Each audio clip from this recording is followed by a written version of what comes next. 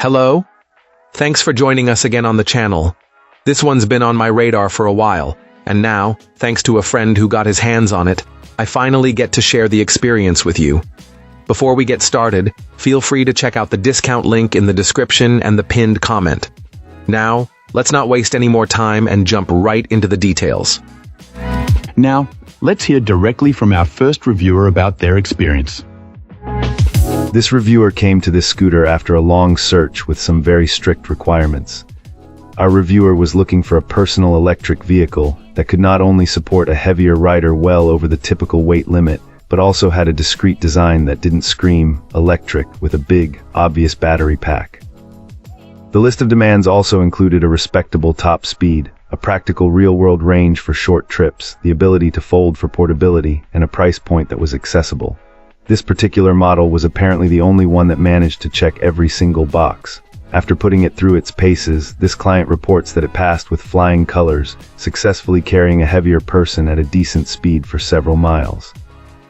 The overall build quality was a pleasant surprise. This thing feels really heavy-duty, giving the impression that its parts won't be bending or breaking anytime soon. A few notable features stood out. The headlight is described as ridiculously bright, to the point where it might be a concern for oncoming traffic at night. The braking system is also quite effective, with a smooth electronic brake and a very powerful manual rear brake that can stop you almost instantly.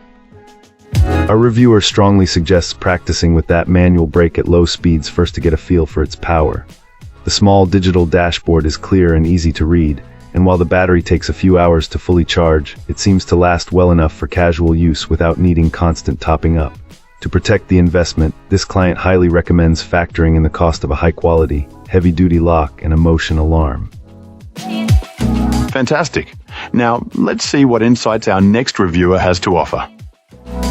This reviewer has had the chance to use this electric scooter numerous times, often alongside a much more expensive, well-known model. They found that while this is clearly a more budget-friendly option, it holds up remarkably well, especially considering the significant difference in cost. When it comes to the actual ride, our reviewer noted that the handling, turning, and general feel of the road were surprisingly similar to the premium alternative. It felt just as sensitive to cracks and bumps in the pavement. The one area where it fell noticeably short was the electric braking system, which this client described as being quite poor. They often found themselves having to drag a foot on the ground to come to a complete stop, highlighting the need to get into the habit of using the manual rear fender brake for reliable stopping power. Initially, the built-in speedometer seemed to indicate a top speed that was impressively higher than advertised. However, after verifying the speed using a GPS app, our reviewer confirmed that the actual top speed was right in line with the product's specifications, suggesting the display is a bit optimistic. Speaking of the display, it turned out to be a favorite feature, offering more useful information like trip distance and ride duration, which is more comprehensive than what many other scooters provide. While initially disappointed by what seemed to be a lack of features like cruise control or smartphone connectivity, our client later discovered that cruise control and a no kickstart option could be enabled directly through the control panel.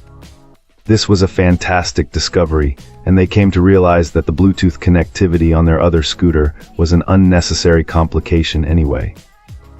Despite lingering concerns about the weak brake and a charger with a narrow operating temperature range, the overall conclusion is that this scooter is a phenomenal value that competes surprisingly well against models.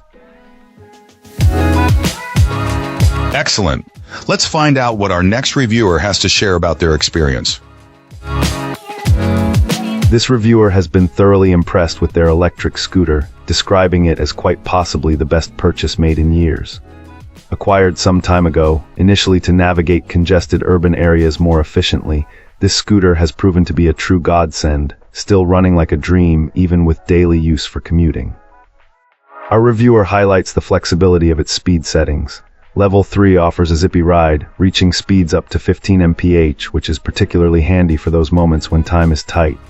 However, the preferred mode for daily use is Level 2, cruising comfortably at 10 mph, a balance between speed, safety, and battery conservation.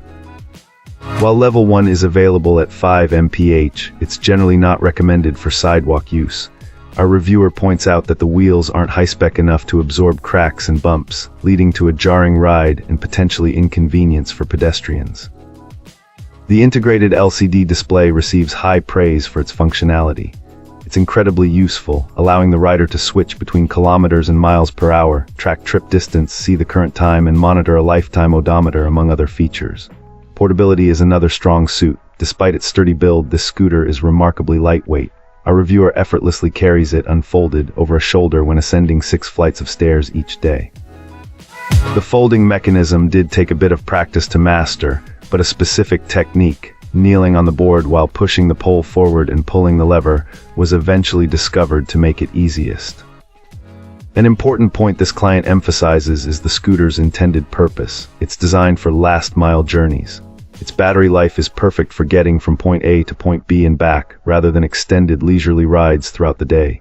Using level 3 or tackling inclines will naturally drain the battery more quickly, so level 2 is the go-to for maximizing range for those seeking high. That's it for today's review. If you enjoyed the video, don't forget to like and subscribe for more content like this. I'd love to hear your thoughts, so drop a comment below and let's chat. Thanks for watching, and I'll see you in the next one.